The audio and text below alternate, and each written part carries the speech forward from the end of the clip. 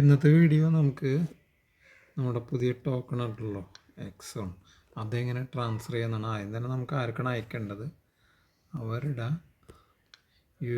User I D copy ചെയ്യുക. എന്നിട്ട് നേരെ ഇവിടെ പോകണം, എക്സ്ചേഞ്ച് ഓണിലേക്ക് പോവാം. എക്സ്ചേഞ്ച് ഓണിൽ പോയതിന് ശേഷം ഇവിടെ 9 ഡോട്ട് ഉണ്ട്, അതിൽ S1 ടോക്കണിൽ ടച്ച് ചെയ്യുക. അപ്പോൾ നമ്മുടെ വിൻഡോ തുറന്നു വരും. S1 ടോക്കണിൻ്റെ കണ്ടില്ലേ, അവിടെയൊക്കെ കുറേ കാര്യങ്ങൾ കൊടുത്തിട്ടുണ്ട്, നിങ്ങൾക്കതൊക്കെ വാച്ച് ചെയ്യാം. അതിന് ശേഷം ഏറ്റവും വരാം. ഏറ്റവും ട്രാൻസ്ഫർ എന്നുള്ള ഓപ്ഷൻ കണ്ടില്ലേ, അവിടെ വന്നിട്ട് ആരൊക്കെയാണ് ട്രാൻസ്ഫർ ചെയ്യേണ്ടത്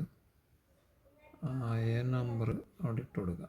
ഓക്കെ, നമ്പർ ഇട്ടു. അതിന് ശേഷം എത്രയാണ് ട്രാൻസ്ഫർ ചെയ്യേണ്ടത് അതിവിടെ ഇട്ട് കൊടുക്കുക. അതിന് ശേഷം ട്രാൻസ്ഫർ എന്നുള്ള ബട്ടണിൽ പ്രസ് ചെയ്യുന്നു. OTP വരും. OTP നമ്മളെന്ത് ചെയ്യണം, നമ്മുടെ ഇമെയിലിൽ പോവാം.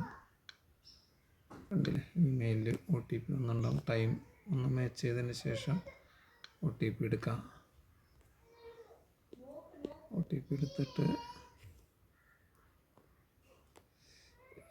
കോപ്പി. ഓക്കെ, അവിടെ ജസ്റ്റ് ഇട്ടുകൊടുക്കുക, കൺഫേം കൊടുക്കുക.